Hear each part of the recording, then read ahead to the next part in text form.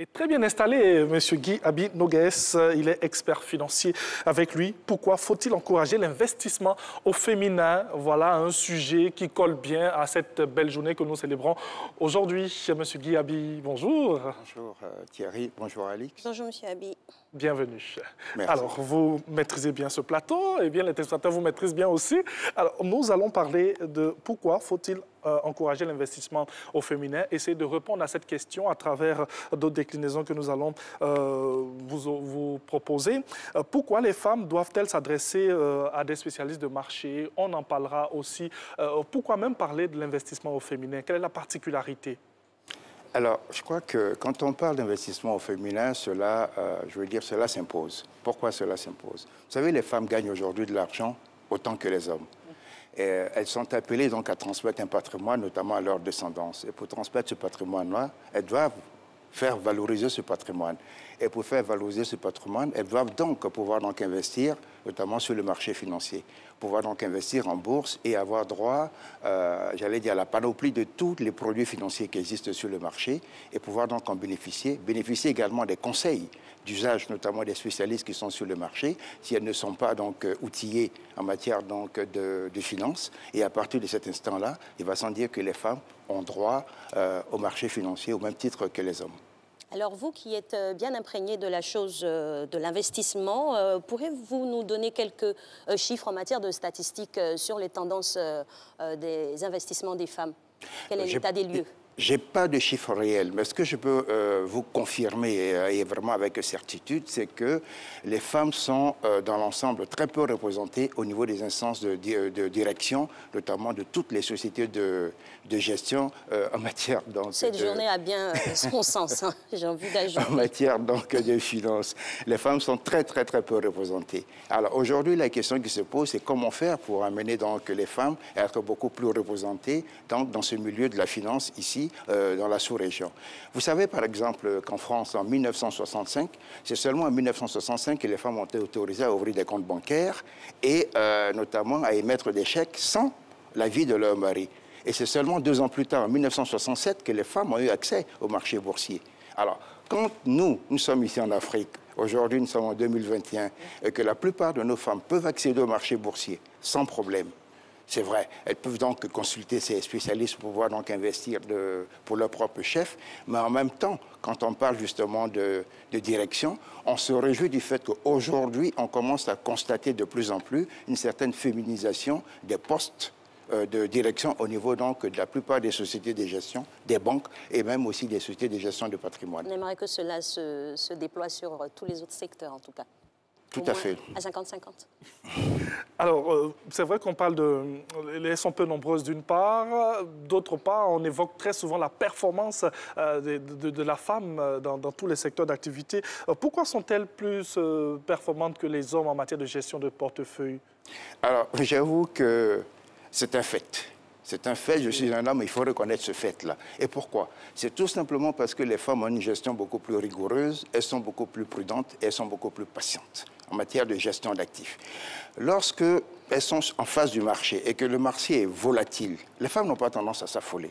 Elles regardent le marché, elles procèdent à des ajustements ici et là, hein, mais elles le font beaucoup moins que les hommes. Vous savez, un homme, de manière générale, je le vois même parmi donc, mes confrères, qui sont en charge notamment de certains portefeuilles de gestion, lorsque le marché commence à devenir volatile, on a tendance à vouloir s'ajuster, à vouloir donc, permettez-moi l'expression, matcher le marché, on a tendance à vouloir donc se protéger et réduire donc les risques au maximum, alors que la gestion saine nous impose de rester donc patient, et parce que c'est dans le long terme que vous arrivez donc à gérer vos risques et c'est dans le long terme que vous arrivez donc à dégager des performances très intéressantes. Et cela, les femmes savent le faire. Et on est vraiment très heureuse d'entendre ce que vous venez de nous dire. À cette analyse, c'est clair que les femmes ont beaucoup plus de capacité à investir, mais qu'est-ce qui fait que le gap est encore aussi important? Le manque d'accès même aux fonds pour les femmes? Je crois que c'est beaucoup plus au manque d'accès aux fonds. Vous savez que de manière générale, dans nos foyers, ce sont les femmes qui gèrent le cordon de la bourse. L'homme a tendance à revenir, de manière générale, a beaucoup plus de revenus à la maison. Et la gestion courante du foyer est confiée aux femmes. Et les femmes, quand elles gèrent le foyer, elles font face notamment à tous les problèmes qui pourraient donc se poser dans le foyer. Voyez? Et donc la femme, à la limite, n'est pas portée en ce moment-là sur d'autres aspects, en dehors des aspects familiaux, elle ne s'intéresse pas à autre chose. Et l'homme a tendance à dire, c'est moi qui suis celui-là même, qui doit donc gérer toute la relation avec les banques, avec les assureurs, avec même les compagnies d'assurance maladie et autres. Ce qui fait que la femme a tendance à se mettre encore en retrait par rapport à cela, alors que ça ne devrait pas être le cas. Une femme doit pouvoir investir au même titre qu'un homme sur le marché. Elle doit pouvoir, donc, à la partir des revenus qu'elle dégage, notamment de ses activités, puisqu'elle travaille, ou bien puisqu'elle exerce une activité. Tout à l'heure, on a vu des bonnes femmes qui exercent donc des activités. Elle doit pouvoir donc s'adresser au marché, investir, parce que, comme je l'ai dit tout à l'heure, elle a une descendance. Il faut donc qu'elle puisse léguer quelque chose à sa descendance. Je crois que les femmes aujourd'hui à la maison vont vous regarder et vont dire, c'est un bel homme, ce monsieur. Au-delà de ça, il dit des choses sensées pour nos conditions. Bien sûr.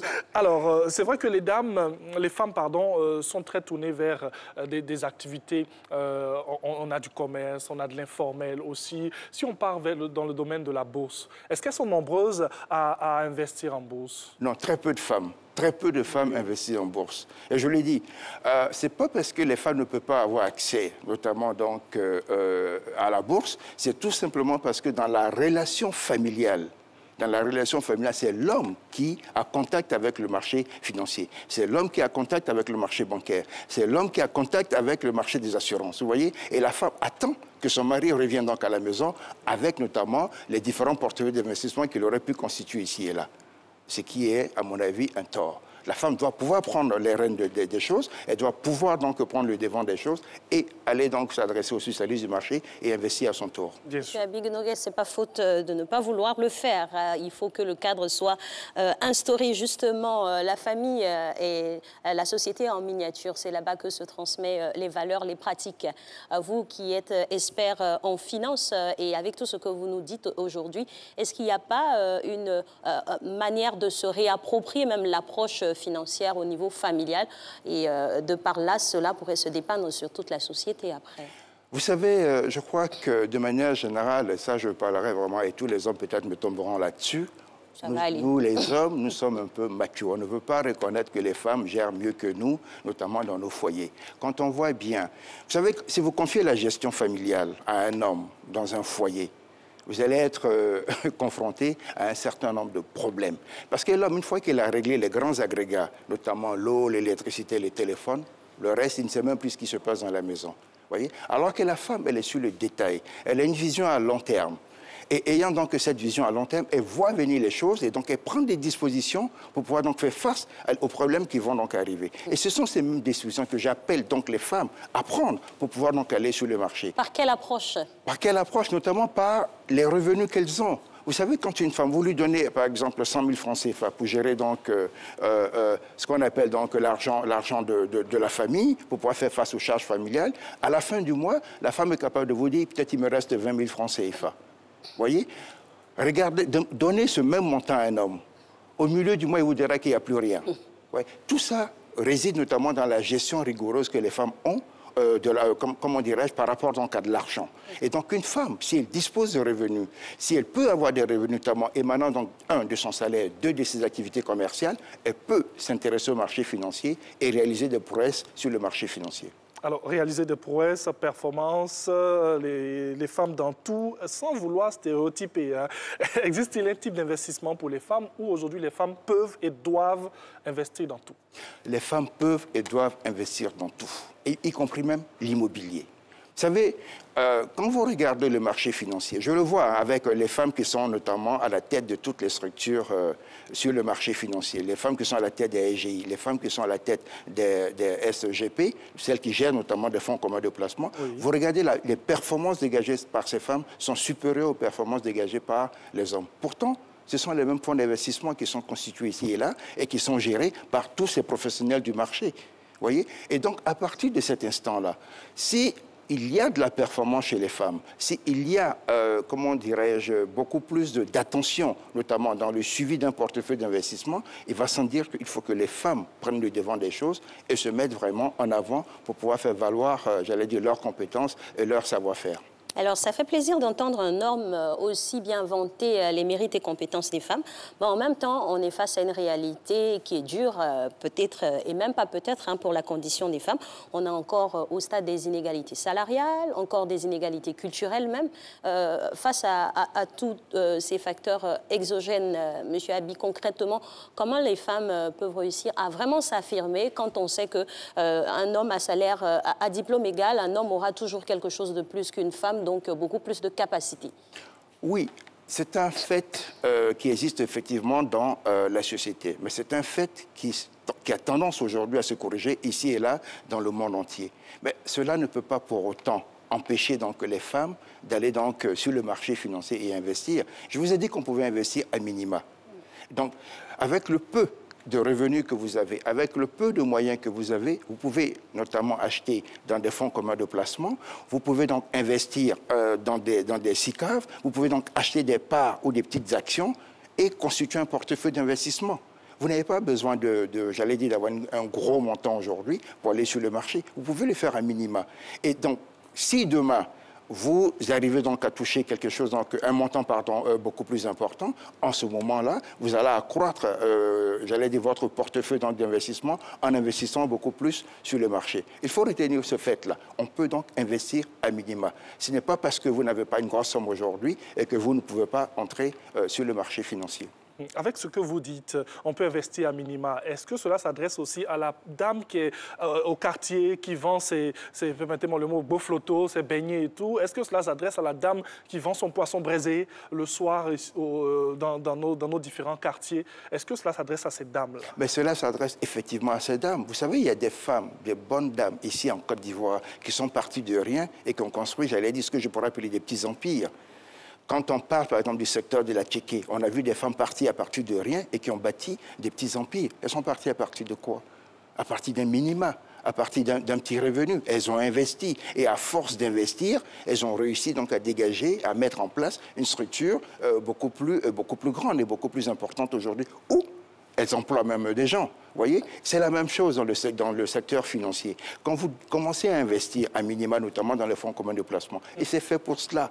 Et c'est fait aujourd'hui pour cela. Et même aujourd'hui sur la bourse, je vous ai dit, les autorités boursières de la bourse ont pris donc la décision notamment de fractionner la plupart des valeurs, des titres qui affichaient donc des cours très élevés pour permettre à tout le monde, à monsieur tout le monde, y compris donc, je dis femmes et hommes, oui, d'investir donc sur le marché. Vous pouvez donc investir à minima, constituer un portefeuille d'investissement et regarder donc votre portefeuille croître.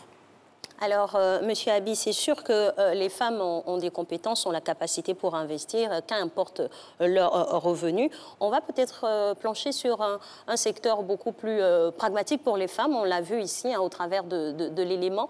Le secteur informel est on va dire, celui qui absorbe beaucoup plus les femmes en matière de rendement. Et vous avez parlé même de success story en la matière. Donc, voilà pourquoi il y a beaucoup d'affluence. Pour une femme qui aimerait investir, parce qu'il faut aussi l'éducation à l'investissement pour pouvoir après accroître, on va dire, son activité et puis avoir un revenu conséquent. Quelle est la démarche à suivre pour ces femmes-là pour qu'à terme elles puissent être vraiment autonomes? Parce qu'en étant autonome, finalement, on est libéré de tous les poids. Hein.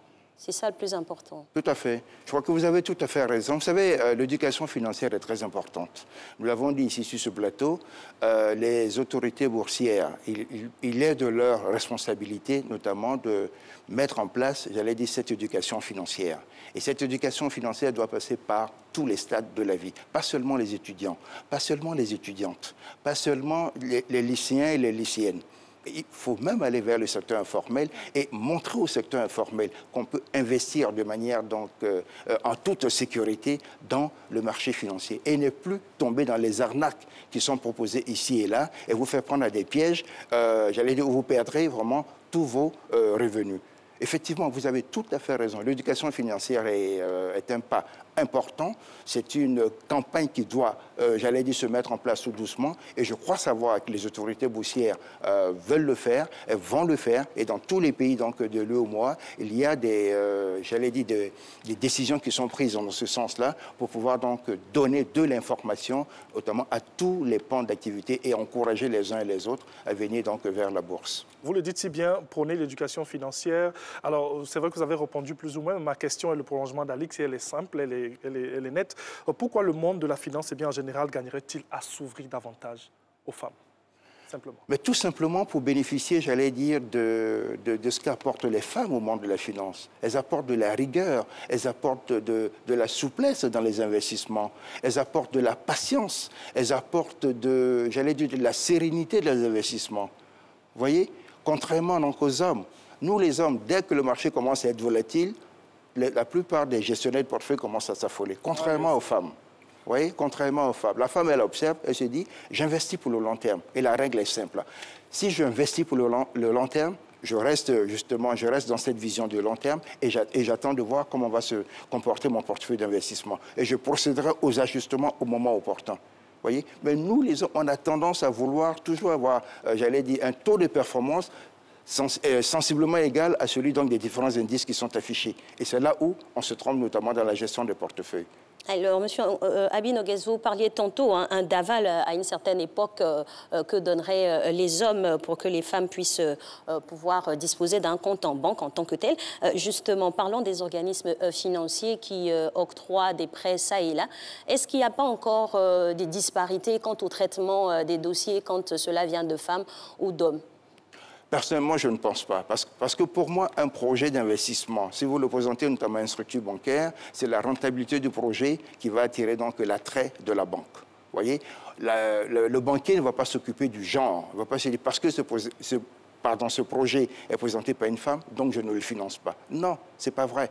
Si vous avez un excellent projet et que ce projet donc dégage de la rentabilité et que ce projet donc pour le banquier rentre donc notamment dans son plan, dans son schéma donc d'investissement, de soutien donc à l'économie, mais il va le financer. Il ne va pas se poser la question de savoir pourquoi c'est une dame qui me présente ce projet et pourquoi pas un homme. Et il y a toujours des garanties aussi à poser pour pouvoir disposer de certains fonds. Généralement et culturellement, ces garanties-là, c'est sur l'immobilier, c'est sur la terre, chose que les femmes auxquelles n'ont pas accès naturellement. Que répondez-vous à ça? Non, les garanties que demandent donc les banquiers ne s'appliquent pas au genre. Ne s'appliquent pas au genre. C'est un projet que vous présentez et on regarde la rentabilité du projet. Et par rapport à cette rentabilité, quand le banquier demande une garantie, c'est parce que lui-même, en demandant cette garantie, la demande de cette garantie lui est imposée par la commission bancaire. La commission bancaire lui demande d'assurer tous les, tous les investissements qu'il prend donc en compte. Et les femmes sont déjà amputées à la base aussi de certaines choses. Donc je pense que la commission aussi devra intégrer ces données-là. Alors, dites-nous, est-ce que vous pensez qu'aujourd'hui, il y a cet éveil de conscience concernant ce sujet avec les dames, avec les femmes? Oui, de plus en plus, de plus en plus. De plus en plus sur le marché, parce que, comme je vous ai dit, aujourd'hui, les instances dirigeantes au niveau du marché financier commencent vraiment à enregistrer l'entrée de beaucoup de femmes à des postes donc, de direction. Et quand vous regardez même à des postes sensibles comme des postes, j'allais dire, d'analystes financiers, vous commencez donc à avoir des jeunes dames qui sont donc à ces postes-là. Et pourtant, ce sont les postes clés, notamment dans la plupart de ces sociétés d'intermédiation financière, voire même des sociétés de gestion de portefeuille.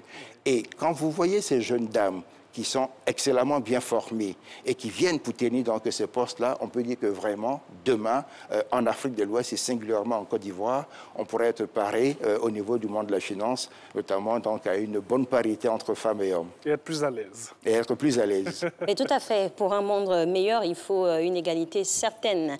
Alors, Monsieur Abi, peut-être ça sera la dernière question de votre position. Comment pensez-vous qu'il faut mobiliser et accompagner les femmes pour pouvoir vraiment investir le terrain de l'investissement? Alors, la première chose à faire pour moi, c'est de distiller donc toute information financière à l'endroit des femmes.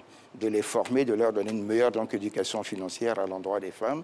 Et à partir de cet instant-là, les femmes seraient donc outillées, disposeraient donc, j'allais dire, des mêmes outils que les hommes pour pouvoir donc s'adresser au marché. Et la seconde des choses à faire, c'est de leur dire que même si elles n'ont pas cette éducation financière, il y a des spécialistes qui existent sur ce marché. Et leur indiquer donc où se trouvent ces spécialistes-là afin qu'elles puissent aller donc présenter leurs intentions d'investissement, définir avec ces spécialistes leur champ d'investissement et puis donc constituer les portefeuilles d'investissement pour le bien-être de leur descendance. Bien sûr. Alors rapidement, hein, vous avez tellement bien parlé. Un mot sur la journée internationale des droits de la femme? Ben, écoutez, c'est une journée qui nous interpelle tous. Tout à l'heure, j'ai été touché par la députée justement qui s'exprimait. C'est une journée qui nous interpelle et c'est une journée donc, pendant laquelle nous avons, j'allais dire, une pensée positive à l'endroit donc, de toutes les femmes. Nous leur souhaitons donc le meilleur dans tout ce qu'elles entreprennent et nous les attendons avec impatience sur le marché financier. Et passez donc à l'action, puisque c'est vous encore qui êtes favorisé. Merci infiniment, Monsieur Abigui Noguès, pour toutes ces informations en faveur des femmes et des hommes, par ricochet, puisque c'est la société en général. Nous, on a été heureux d'être en votre compagnie. C'est le premier jour de cette nouvelle semaine. On se reverra demain, Dieu voulant. Demain, avec beaucoup de plaisir pour parler encore d'un matin plein de bonheur. Que Dieu vous garde au revoir.